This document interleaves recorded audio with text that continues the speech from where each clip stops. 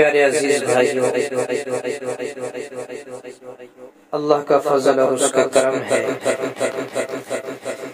کہ اس نے ہمیں دین محمد صلی اللہ علیہ وسلم کا پیروکار بنایا ہے اور ہر اچھی بری چیز سمجھنے کی صلاحیت عطا کی ہے۔ اللہ نے ہمیں عقل سلیم عطا فرمائی ہے۔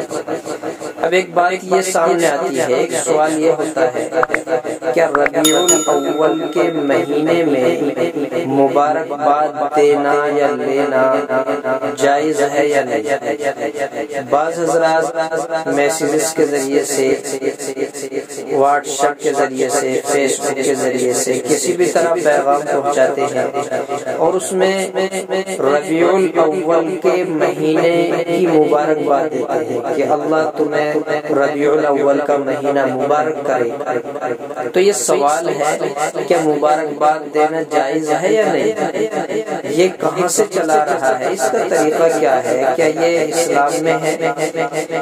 تو میں اس کا جواب یوں دیتا ہوں، اللہ تبارک و تعالی نے نبی علیہ السلام کو اس مہینے میں اس دنیا میں مبعوث فرمایا، لیکن خود نبی علیہ السلام نے کبھی ربیع الاول کے مہینے میں اس کو ایک تاریخی طور پر نہیں منایا، کبھی کسی کو مبارکباد نہیں دی۔ حضرت ابو بکر نے کبھی کسی کو اس مہینے کی مبارکباد نہیں دی، حضرت عمر نے، حضرت علی، عثمان نے، تمام صحابہ نے، سلف صالحین نے، بزرگوں نے، کبھی کسی نے اس مبارک مہینے کی مبارکباد نہیں دی۔ تو پھر ہم کون سا دین لے کر آئے ہیں کہ اس مہینے کی مبارکباد نہیں؟ اور پھر آگے اتنا کہتے ہیں کہ 10 آدمی کو سینڈ کریں، 50 کو سینڈ کریں۔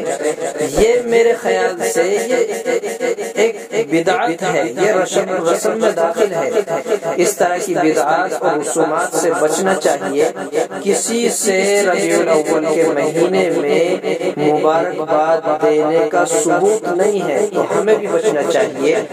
یہ بات میں نے آپ حضرات تک اس لیے پہنچا دی کہ کہیں ایسا نہ ہو کہ یہ رسم بڑھتے ہوئے بدعت نہ بن جائے، خرافات میں داخل نہ ہو جائے۔